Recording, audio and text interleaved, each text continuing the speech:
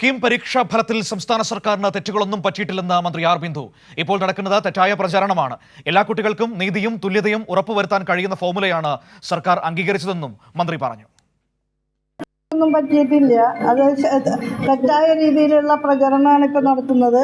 എല്ലാ കുട്ടികൾക്കും നീതിയും തുല്യതയും ഉറപ്പുവരുത്താൻ കഴിയുന്ന വിധത്തിലുള്ള ഒരു ഫോർമുലയാണ് സർക്കാർ അംഗീകരിച്ചത്.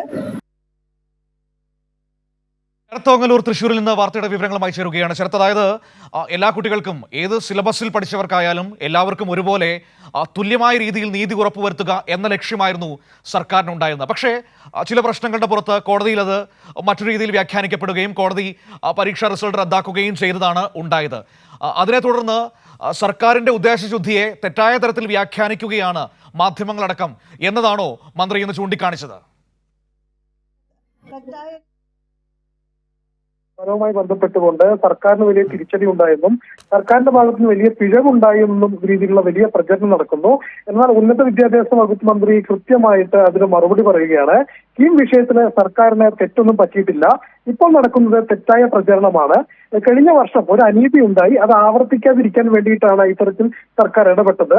എല്ലാ കുട്ടികൾക്കും നീതിയും തുല്യതയും ഉറപ്പുവരുത്താൻ കഴിയുന്ന ഒരു ഫോർമുലയായിരുന്നു സർക്കാർ അംഗീകരിച്ച്. എന്നാൽ അത് കോടതിയിൽ സിംഗിൾ ബെഞ്ച് റദ്ദ് ചെയ്തു. ഹൈക്കോടതി സിംഗിൾ ബെഞ്ച് അത് റദ്ദ് ചെയ്തു. അപ്പീൽ കൊടുത്തെങ്കിലും മേൽക്കോടതിയും സിംഗിൾ ബെഞ്ചിന്റെ വിധി ശരിവെക്കാനുണ്ടായത്. AICTEയുടെ സമയക്രമം മുൻനിർത്തി കഴിഞ്ഞ വർഷത്തെ രീതിയിൽ മുന്നോട്ട് പോവുകയായിരുന്നു, അല്ലെങ്കിൽ നടപടികൾ മുന്നോട്ട് പോവുകയായിരുന്നു എന്ന് തന്നെയാണ് മന്ത്രി ആർ ബിന്ദു പറയുന്നത്. 2012 പ്രക്രിയ അടിസ്ഥാനപ്പെടുത്തിയാണ് ലിസ്റ്റ് പ്രഖ്യാപിക്കുകയും ചെയ്തത്. ഇതിൽ ഇപ്പോൾ സംസ്ഥാന ബോർഡിന്റെ കീഴിൽ പഠിച്ച കുട്ടികൾക്ക് ചില പ്രയാസങ്ങൾ ഉണ്ടായിട്ടുണ്ട് എന്ന് മന്ത്രി തന്നെ അത് പറയുന്നുമുണ്ട്. അതിന്റെ കാരണം സംസ്ഥാന സർക്കാരിൻ്റെതാണ് എന്തരത്തിൽ നടക്കുന്നത് തെറ്റായ പ്രചരണമാണ്. സർക്കാർ എടുത്ത തീരുമാനം നടപ്പാക്കാൻ അത് സാധിച്ചിട്ടില്ല. എന്നാൽ സംസ്ഥാന സർക്കാർ ക്യാബിനറ്റ് കൂടി അങ്ങനെ ഒരു തീരുമാനം എടുത്തില്ലായിരുന്നെങ്കിലും ഇത് പഴയ ഫോർമുല തന്നെയാണ് നടക്കുക എന്നും മന്ത്രി കൃത്യമായി ചോദിക്കുന്നുണ്ട്. കുട്ടികൾ പുറന്തള്ളപ്പെട്ടു എന്ന് പറഞ്ഞാൽ അതിൽ അനീതി ഉണ്ടായിട്ടുണ്ട് എന്ന കാര്യം മന്ത്രി ഉറപ്പിച്ചു തന്നെ പറയുന്നു. നീതി ഉറപ്പാക്കാൻ കഴിയുന്ന തരത്തിൽ ഒരു കോടതിക്കും തള്ളാൻ കഴിയാത്ത തരത്തിൽ ഒരു പുതിയ ഫോർമുല നടപ്പാക്കും എന്നൊരു കൃത്യമായ ശരത്ത്, അതാണ് അതിന്റെ ഏറ്റവും പ്രധാനപ്പെട്ട പോയിന്റ് എന്ന് പറയുന്നത്. കാരണം ഇപ്പോൾ സർക്കാരിന്റെ ഉദ്ദേശശുദ്ധി ഇതായിരുന്നെങ്കിൽ പോലും പക്ഷേ കോടതിയിൽ അത് നിലനിന്നില്ല. കാരണം കോടതി പുതിയ റിസൾട്ട് പബ്ലിഷ് ചെയ്യാൻ പറയുകയായിരുന്നു. അപ്പോൾ സ്വാഭാവികമായും ഇനിയുള്ള കാലത്ത് അല്ലെങ്കിൽ വർഷങ്ങളിൽ ഇത് ആവർത്തിക്കാൻ പാടില്ല. അതിനുവേണ്ട നടപടിക്രമങ്ങൾ കൈക്കൊള്ളും. അത് നേരത്തെ തന്നെ കൈക്കൊള്ളുമെന്നാണോ ഇപ്പോൾ മന്ത്രി പറഞ്ഞിരിക്കുന്നത്?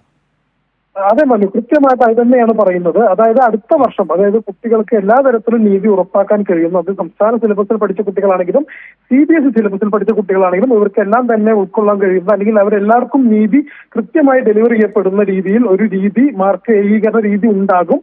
അത് കോടതിക്കും തള്ളാൻ കഴിയാത്ത രീതിയിൽ ഒരു ഫോർമുല നടപ്പാക്കും എന്ന് വളരെ കൃത്യമായി തന്നെ മന്ത്രി ആർ ബിന്ദു എന്ന് പറയുന്ന അവസാനിപ്പിക്കുന്നുണ്ട് മനു. ശരി, ശരത്ത് തൃശ്ശൂരിൽ നിന്ന് വിവരങ്ങൾ നൽകിയത്.